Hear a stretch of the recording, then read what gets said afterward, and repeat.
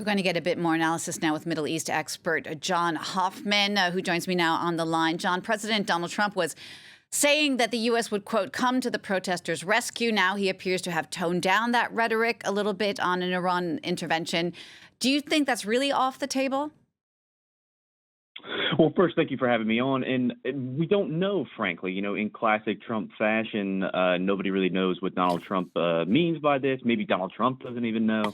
But it seems that he has recognized that he's backed himself into a corner with his rhetoric, committing himself to a strike.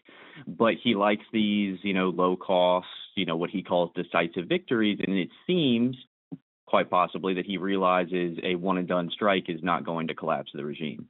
Well, exactly. I guess that was my next question. How risky would an actual military strike on Iran be, and how many would there have to be to make sure something happens? No, it would be incredibly risky. Look, there are more than 40,000 U.S. troops scattered across more than 63 U.S. military bases and other facilities across the Middle East. So the risk of retaliation is incredibly large, especially if Iran sees the combination of domestic protests with external pressure as an existential threat, which they very well might. And you're not going to collapse the regime via airstrike. So this would have to be a prolonged campaign, probably boots on the ground, and this could spiral out of control very quickly. So what would be Donald Trump's goal here if he were to go in or not go in and somehow be involved in Iran? What is he trying to do? This is everybody's question: is what is the end game here? Because if the end game is to actually cripple the regime to the point where it might collapse, this cannot be secured via airstrikes alone. And those clamoring for American involvement are going to press the United States for sustained engagement, one, to ensure the regime's demise. And then, of course, they're going to also want to see the United States remain involved to manage an internal transition because they're pushing for this maximalist agenda.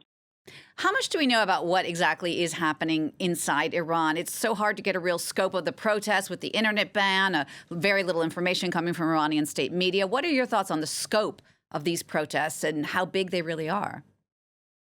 It's really difficult to understand what's happening on the ground because of the blackout. But we've seen with videos that have been leaked out of Iran, these are incredibly large protests. Some people are trying to compare them to different rounds of protests within Iran, but regardless, these are large protests.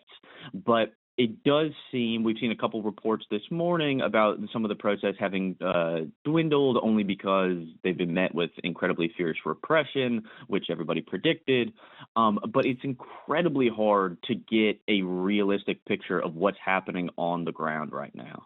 Indeed, and that's true as well for the pro-government protests. We had Iranian state television showing pro-government protests. Do we have any idea on just how much that might represent?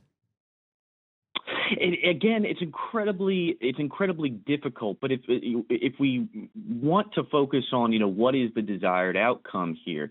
If the desired outcome is the collapse of the regime, one thing that we would have to see would be a noticeable break inside the regime. You'd have to start seeing defections, elite splits, and so on. And we just haven't seen that over the past several days of protests.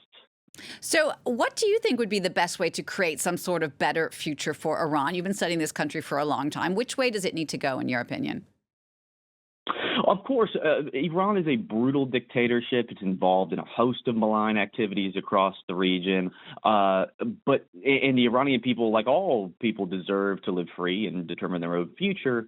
But they shouldn't be treated as political pawns. And trying to appropriate domestic opposition inside Iran for external military intervention really risks undermining a domestic grassroots protest movement. And the view that I hold and many others in Washington who are more skeptical also hold is that the United States cannot be the one to politically engineer or enforce a new status quo inside Iran. It has to be self-sustaining and it can't be externally imposed.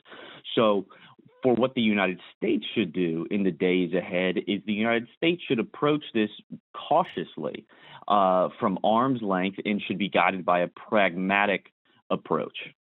John, thank you for that. That's Middle East expert Jon Hoffman speaking to me there on the phone.